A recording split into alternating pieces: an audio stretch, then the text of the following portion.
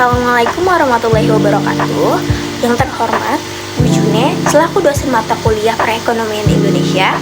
Pada kesempatan hari ini, saya ingin mempresentasikan atau menjelaskan kembali materi yang berjudul Pengangguran di Indonesia.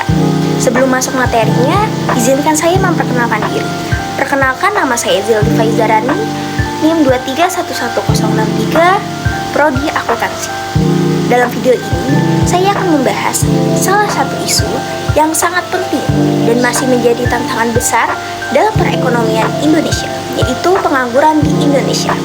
Sebelum masuk ke data dan analisisnya, mari kita pahami dulu apa itu yang dimaksud dengan pengangguran. Secara sederhana, pengangguran adalah kondisi di mana seseorang yang termasuk dalam angkatan kerja, yaitu mereka yang sudah cukup umur untuk bekerja dan sedang mencari pekerjaan, tidak memiliki pekerjaan. Meskipun tidak bekerja, orang tersebut tetap aktif mencari pekerjaan. Pengangguran bukan hanya angka, tapi juga gambaran tantangan kesehatan ekonomi suatu negara. Semakin tinggi tingkat pengangguran, semakin besar pula potensi masalah sosial dan ekonomi yang timbul. Selanjutnya, jenis-jenis pengangguran di Indonesia. Di Indonesia, pengangguran terbagi menjadi beberapa jenis. Yang pertama itu pengangguran terselubung. Terjadi ketika seseorang tidak tercatat sebagai pengangguran karena tidak lagi aktif mencari pekerjaan, namun sebenarnya masih menganggur. Yang kedua, setengah menganggur adalah tenaga kerja yang kurang dari 35 jam per minggu. Yang ketiga, pengangguran terbuka adalah tenaga kerja yang sungguh-sungguh tidak memiliki pekerjaan.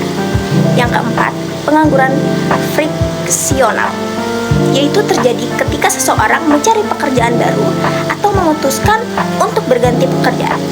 Yang kelima, pengangguran siklikal, yaitu terjadi akibat fluktuasi ekonomi yang menyebabkan turunan permintaan pekerjaan.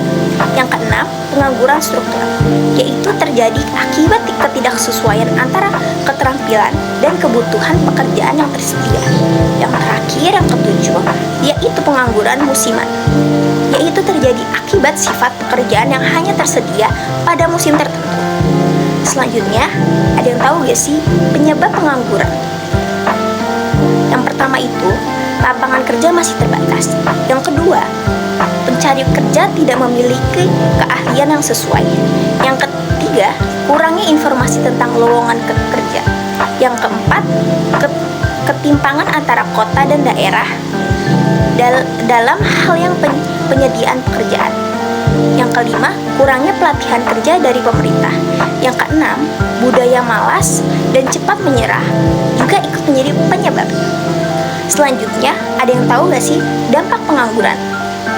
Yang pertama itu, menurunnya pengeluaran masyarakat. Orang yang menganggur tertentu mendapatkan hilang atau berkurangnya drastis. Akibatnya, mereka jadi lebih hemat, belanja berkurang. Kalau hal ini terjadi secara luas, perekonomian bisa melambat karena permintaan barang dan jasa menurun. Yang kedua, turunnya kualitas hidup. Karena tidak mempunyai penghasilan tetap, banyak orang kesulitan mencukupi kebutuhan sehari-hari, mulai dari makanan, pakaian, sampai tempat tinggal. Ini bukan cuma berdampak ke individu, tapi juga ke keluarga mereka. Selanjutnya, yang ketiga itu masalah kesehatan mental. Menganggur bisa bikin stres, muncul rasa cemas, minder, bahkan depresi. Apalagi kalau terlalu lama tidak dapat kerja, bisa bikin seseorang kehilangan semangat hidup dan kepercayaan diri.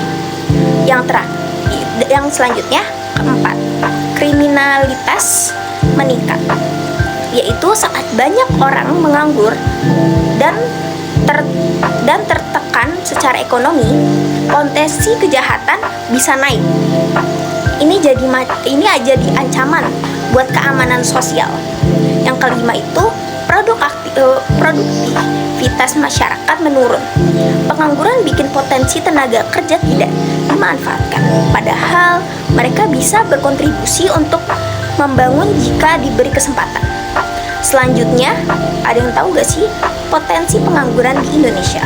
Yang pertama itu bonus demografi. Indonesia akan punya jumlah penduduk usia produktif yang besar di tahun 2025 kalau mereka semua bisa diberdayakan dan dapat pekerjaan. Ini bisa jadi kekuatan besar untuk perekonomian nasional. Tapi kalau tidak, justru bisa memicu pengangguran besar-besaran. Selanjutnya yang kedua, dampak globalisasi. Globalisasi membuka akses kerja ke luar negeri, tapi juga bikin persaingan makin ketat. Kalau SDM kita belum siap untuk kalah saing, bisa banyak yang kalah dan akhirnya menganggur. Yang ketiga, potensi SDA yang melimpah. Indonesia punya banyak sumber daya alam. Kalau bisa dimanfaatkan dengan benar, misalnya lewat pembangunan industri lokal, bisa membuka lapangan kerja besar-besaran. Tapi kalau tidak, kekayaan alam cuma jadi potensi yang tidak berdampak. Selanjutnya, ada juga permasalahan pengangguran di Indonesia. Namun, ada beberapa permasalahan yang menyebabkan pengangguran masih tinggi di Indonesia. Seperti yang pertama, rendahnya daya saing tenaga kerja karena mutu pendidikan dan pelatihan masih belum optimal. Yang kedua itu, pasar kerja tidak seimbang, jumlah pencari kerja yang tersedia. Yang ketiga, lemahnya hubungan industri antara pemerintah, pengusaha, dan pekerja. Yang keempat, kurangnya perlindungan pelanggaran hak-hak buruh. Yang terakhir, yaitu masalah link and match, yaitu ketidaksesuaian antara keterampilan lulusan pendidikan dengan kebutuhan dunia kerja. Selanjutnya, saya ingin mengasih contoh kondisi pengangguran di Indonesia untuk tahun 2025. Menurut data terbaru dari Badan Pusat Statistik atau BPS per Februari 2025, tingkat pengangguran terbuka atau TPT pada Februari 2025 sebesar 4,76%, turun 0,6 persen poin dibandingkan Februari 2024. Rata-rata upah buruh pada Februari 2025 sebesar 3,9 juta rupiah. Rata-rata upah buruh dari Februari 2024 ke Februari 2025 tumbuh 1,78% dari 3,4 juta rupiah menjadi 3,9 juta rupiah. Nah, di sini selanjutnya ada data tingkat pengangguran terbuka atau TPT pada Februari 2025. Nah, di sini ada jumlah angkatan kerja berdasarkan Survei Angkatan Kerja Nasional atau Sekernas Februari 2025 sebanyak 153,5 juta orang, naik menjadi 3,6 juta orang dibandingkan Februari 2024. Tingkat partisipasi angkatan kerja naik sebesar 0,80 persen poin dibandingkan Februari 2024. Selanjutnya di sini ada penduduk bekerja pada Februari 2025 sebanyak 145,77 juta orang, naik menjadi 3,59 juta orang dari Februari 2024. Lapangan usaha yang mengalami peningkatan terbesar adalah perdagangan besar dan eceran, reparasi dan perawatan mobil dan sepeda motor sebesar 0,98 juta orang. Selanjutnya di sini ada tingkat pengangguran terbuka atau TPT pada Februari 2025 sebesar 4,76%, turun menjadi 0,6 persen poin dibandingkan Februari 2024. Selanjutnya juga ada rata-rata upah buruh pada Februari 2025 sebesar 3,9 juta rupiah.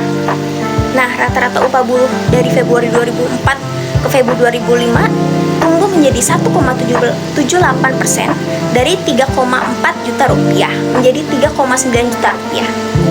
Mungkin itu saja yang bisa saya jelaskan dan saya sampaikan. Kurang lebihnya mohon maaf. Wassalamualaikum warahmatullahi wabarakatuh. Bye-bye.